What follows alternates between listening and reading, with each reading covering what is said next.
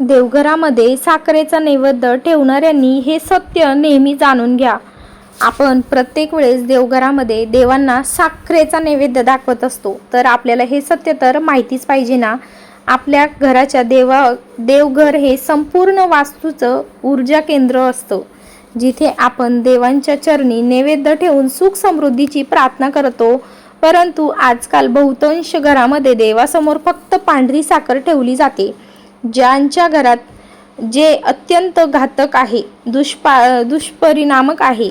सत्य आपल्याला प्राचीन शास्त्रामध्ये दडलेलं असतं.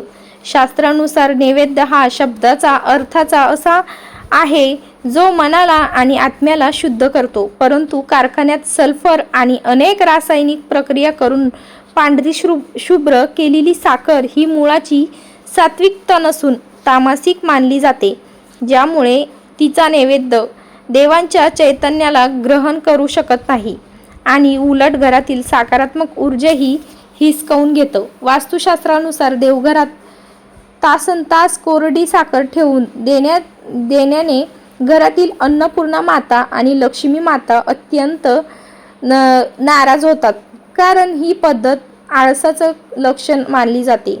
आणि ज्या घरात कष्टाने किंवा प्रेमाने बनवलेल्या अन्नाचा नैवेद्य दाखवला जातो आणि तिथे हळूहळू गरिबी दूर होते आणि मानसिक तणाव कमी होतो. जर तुम्ही साखरेचा नैवेद्य ठेवत असाल तर त्यांच्याकडे आकर्षित होणाऱ्या मुंग्या किंवा कीटक देवघराच्या अत्यंत पवित्र अशा ऊर्जेला दूषित करतात, ज्याच्यामुळे घरामध्ये विनाकारण वादविवाद आणि आरोग्याच्या मोठ्या समस्या उद्भवतात, ज्याला आपण अनेकदा पितृदोष किंवा वास्तुदोष समजण्याची चूक करतो.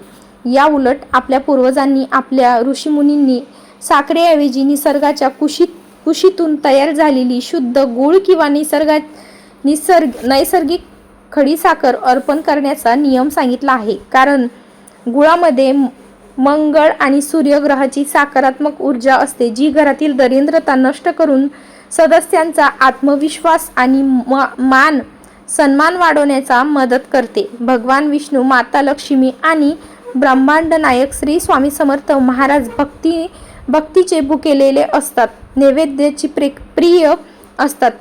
म्हणूनच रोज साखरेची केवळ नैवेद्य दाखवू नका.